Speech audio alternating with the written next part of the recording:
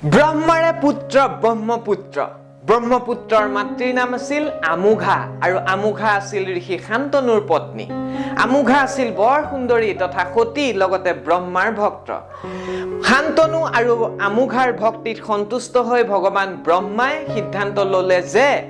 ব্ৰহ্মাৰ চতুৰ্থ পুত্ৰ ব্ৰহ্মপুত্ৰক শান্তনুৰ মাধ্যমেৰে আমুঘাৰ গৰ্ভত জন্ম দিব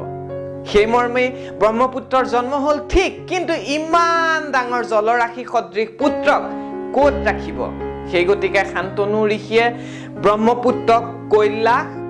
গন্ধমাদান জাৰুধি আৰু চামাবাকা নামৰ চাৰিটা পৰ্বতৰ মাজত আবদ্ধ কৰি ৰাখিলে শুনামতে সেই ব্ৰহ্মপুত্ৰত আবদ্ধ হৈ থকা জলৰাশিত স্বৰ্গৰ পৰা আহি দেৱ দেৱীসকলে স্নান কৰিছিল সেই সময়ত পৰশুৰামে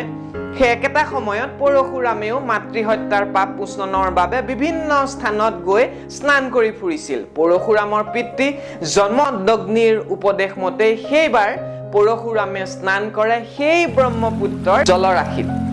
ভগৱান পৰশুৰামে ব্ৰহ্মপুত্ৰৰ পানীত স্নান কৰি ইমানেই শান্তি অনুভৱ কৰিলে যে আচৰিত হৈ গ'ল লগে লগে ভাবিলে যে ইমান বেছি পবিত্ৰ জলৰাশি এনেদৰে আবদ্ধ হৈ থকাতকৈ জনকল্যাণৰ কাৰণে মুকলি কৰি দিয়া উচিত যাতে সাধাৰণ জনসাধাৰণেও এই পবিত্ৰ পানীভাগৰ পুণ্য প্ৰাপ্তি কৰিব পাৰে সেই উদ্দেশ্যে হাতৰ কুঠাৰেৰে পৰশুৰামে আবদ্ধ হৈ থকা ব্ৰহ্মপুত্ৰৰ বান্ধ খুলি পানীভাগ মুকলি কৰি দিলে আৰু আমাৰ এই মহাবাহু মহান ব্ৰহ্মপুত্ৰৰ সৃষ্টি হ'ল ব্ৰহ্মপুত্ৰই একমাত্ৰ পুলিংগ নদী যি তিনিখনকৈ দেশৰ মাজেৰে বৈ থাকি সাগৰত মিলিছেগৈ এই নদীৰ মুঠ দৈৰ্ঘ্য প্ৰায় ২৯০০ কিলোমিটাৰ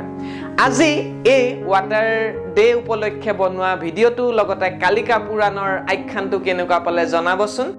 ব্ৰহ্মপুত্ৰ মহাবাহু ৰক্তবৰ্ণস্য জীৱন তস্য ধাৰা সদা বাহু নমো ব্ৰহ্মপুত্ৰই নমো নমঃ